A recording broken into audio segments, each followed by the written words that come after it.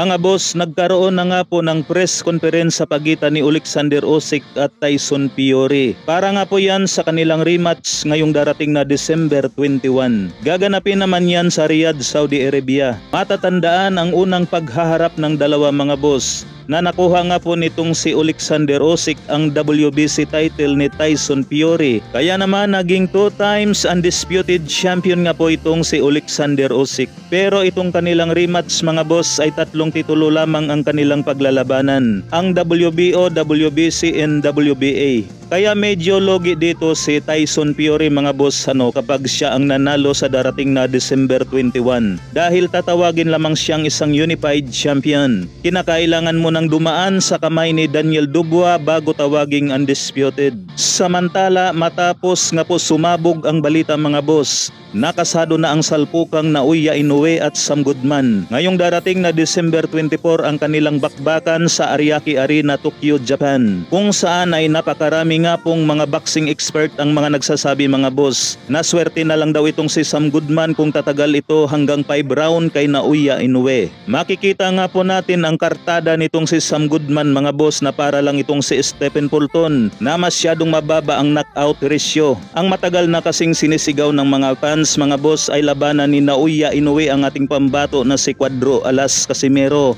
o di naman kaya si Murodjon Akhmadaliev para masubukan daw talaga ang pagka-monster nitong si Naoya Inoue. Samantala mga boss, kamahalang Turki Al-Sheikh ng Saudi Arabia, nagsadya nga po ito sa Japan para makausap ang kampo ni Naoya Inoue. Sa ngayon ay di pa natin alam mga boss kung ano ang kanilang napag-usapan ni Turki Al-Sheikh at kampo ni Naoya Inoue. Base naman sa comment section mga boss kung saan binabas itong si Naoya Inoue ng mga ilang Arabo. Ay nagsabi kasi rito sa ipinost ni Turki Al-Sheikh mga boss na I swear to God, this boxer let him down from Abu Nasser.